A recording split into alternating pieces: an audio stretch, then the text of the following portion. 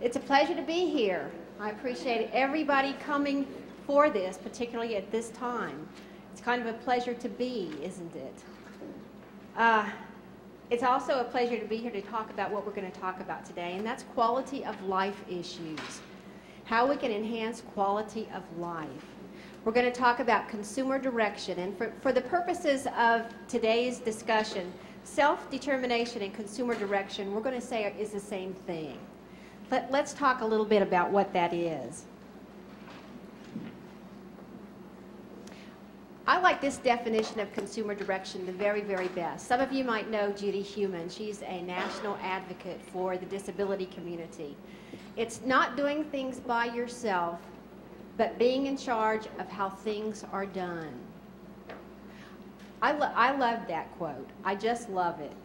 What it means is that a consumer, a person receiving services, is in control of who, when, how they receive those services. It's a pretty simple concept, and it's one that state government and federal government has really never been keen on. They haven't gotten it, but they're getting it. There is hope. Let's talk about consumer direction just a little bit more in detail. We think under consumer direction that consumers are the best judge of what their needs are and the approach to meet those needs. Don't you know what's best for you? Or does it take a stranger or a case manager to know what's best for you? I think everybody in this room would probably say, I think I'm the expert on me. We think that a person should be able, as a God-given right, to choose services and who provides those services. And by services, we're talking about personal care, all the activities of daily living, bathing, dressing, eating, meal preparation, running errands, everything it takes all of us to do to get through the day. We're talking about personal care. We're not talking about skilled care. We're not talking about invasive procedures. We're not talking about even strong medication management. We're talking about personal care. We think that personal care, because it is such an intimate service, should be tailored to meet individual needs. You know, imagine yourself sitting in your home, needing a bath, wondering who's going to come in, if they're going to come in, who's going to come in to give you that bath. A bath is a very intimate thing, and I definitely want to know the person that's going to be bathing me. It also crosses disability. Y'all know what a cross-dresser is. Well, I'm not a cross-dresser. I might look like it. Hush, Mike. I'm a cross advocate. I've got 1 foot in the aging community. Actually, it's about 1.5 feet, and then I've got a 1/2 foot in the disability community. And a lot of people think that those are separate communities. And while I think I'm in the minority usually, I maintain that there is a lot of commonalities between those two communities.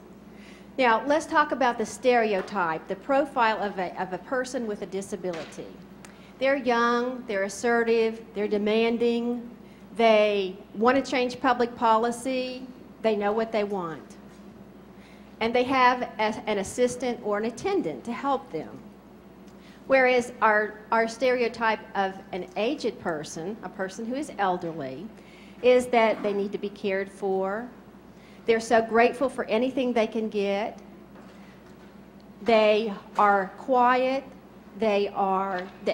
Another person can well know what they want. It's okay to be a mind reader for a person who is elderly. And instead of an attendant or assistant, they have a caregiver.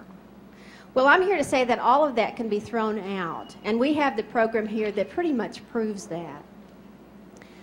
So consumer direction is not confined to mental health or DD or aged or persons with physical disabilities, younger persons with physical disabilities.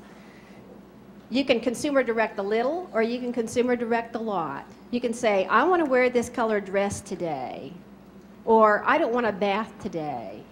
Or you can take cash and arrange your own services. It's a full spectrum of what you can do with consumer direction. It's not a cultural thing. It's actually not a funding thing either. In the past, many of our programs have been state funded because Medicaid, public funding, has not recognized the value of consumer direction. But as I said when I started, they're beginning to get it. And it certainly doesn't, it's not confined to any particular age. Children, adults, elderly.